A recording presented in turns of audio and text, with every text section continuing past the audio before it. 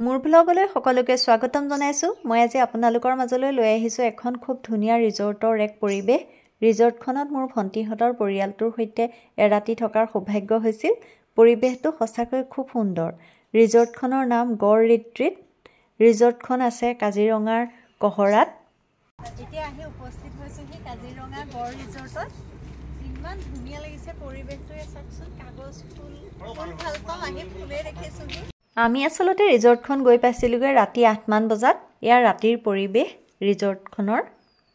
ৰিজৰ্টখনৰ room আগতেই book কৰি থোৱা আছিল। ইয়াৰ ৰিজৰ্টখনৰ মালিকৰ লগত কথা বতৰা পাতি ৰুমৰ সা সুবিধাৰ বুজ লোৱা হয়। ইয়াত ৰাতিৰ পৰিবেশটো ইমান ভাল লাগিছে। হুলস্থুলীয়া যান্ত্ৰিকতাৰ পৰিবেশটোৰ পৰা আহি ৰিজৰ্টখনৰ ৰাতিৰ গহীন গম্ভীৰ পৰিবেশটোত আমি এক সুকীয়া ভাল লগা পৰিবেশৰ অনুভৱ কৰোঁ। ইয়াৰ ৰিজৰ্টখনৰ দিনৰ পৰিবেশ, গোটেই ৰিজৰ্টখন বাঁহেৰে নিৰ্মাণ কৰা। ৰিজৰ্টখনৰ ঘৰ আচবাব সকলো বাঁহেৰে খুব নিখুঁতভাৱে নিৰ্মাণ কৰা হৈছে। বাঁহেৰে নিৰ্মাণ কৰা ৰিজৰ্টখনৰ দিনৰ পৰিবেশটো চাওকচোন।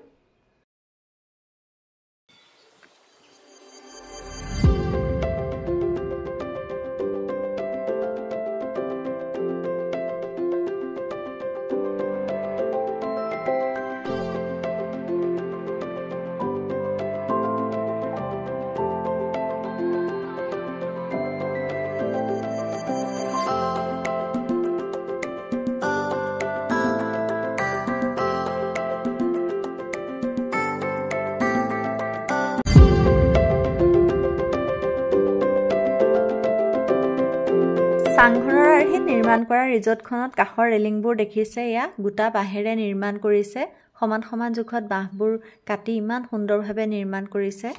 ইয়াত তলৰ মজিয়া খুঁটা সকলোবোৰ বাঁহেৰে বনাইছে। আজিকালি মাটিৰ ঘৰবোৰ প্ৰায় নোহোৱাই হ'ল নহয় জানো।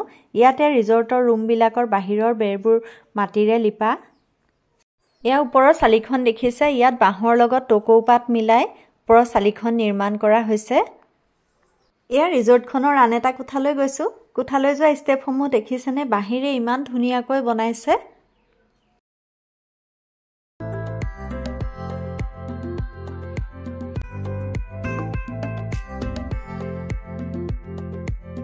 প্ৰতিটো কোঠাৰে নাম দিয়া হৈছে কুলি, ঘনচিৰিকা এনেদৰে। ভিতৰৰ ৰুমত ডাষ্টবিনটোৰ পৰা ধৰি সকলোবোৰ বস্তুৱে বাঁহেৰে নিৰ্মাণ কৰা। এইখন টেবুলখন দেখিছে, চাহগছৰ মূহাৰ ওপৰত গাছ দি বনোৱা হৈছে। এনেকুৱা টেবুলবোৰ ইমান ভাল লাগে। এইখন আকৌ লুকিং গ্লাছ, এয়া দেখিছে বাঁহৰ বেৰাতেই কেনেদৰে সুন্দৰভাৱে লগাইছে। এইখন আকৌ বাঁহৰেই চকী, 2-3জন মানুহ ধুনীয়াকৈ বহিব পাৰে।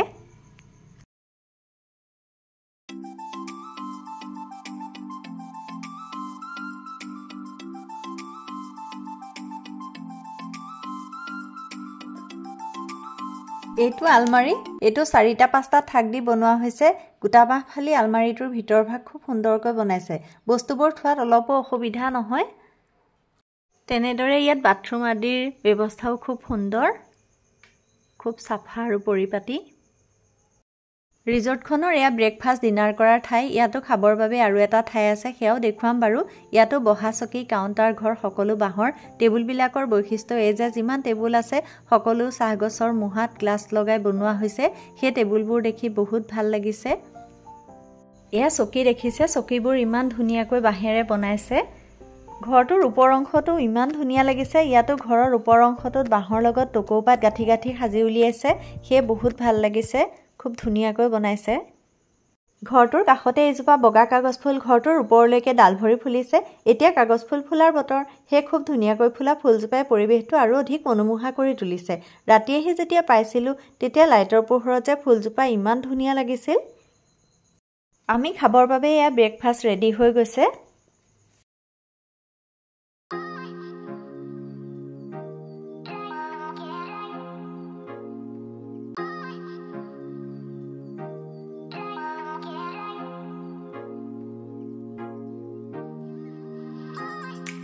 ৰিজৰ্টখনৰ আনফালে ইয়াতো এয়া সৰু সৰু কটেজবোৰ বনোৱা আছে। কোনোবাই ইচ্ছা কৰিলে ইয়াতো খাব পাৰে। ইয়াত বিভিন্ন চৰাইৰ সুমধুৰ মাতে পৰিৱেশটো অধিক মধুৰ কৰি তুলিছে।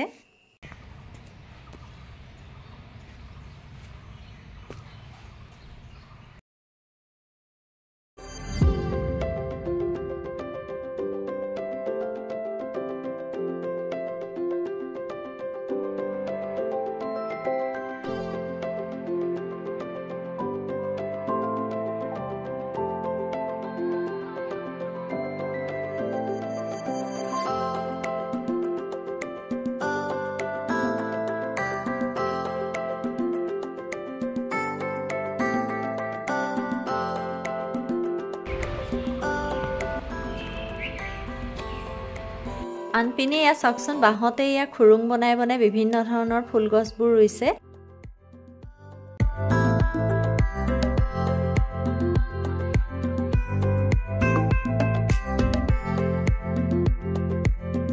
কটেজটোত এনেদৰে এটা ভাল লগা পৰিৱেশৰ মাজত থাকি আমি এতিয়া এয়া যাবলৈ ওলাইছোঁ। কটেজটোৰ মালিকৰ আপ্যায়নো আমাৰ খুব ভাল লাগিল। ভিডিঅ'টো আজিলৈ ইমানেই। পিছত আপোনালোকক পুনৰ লগ পোৱাৰ আশাৰে আজিলৈ আহোঁ। ধন্যবাদ।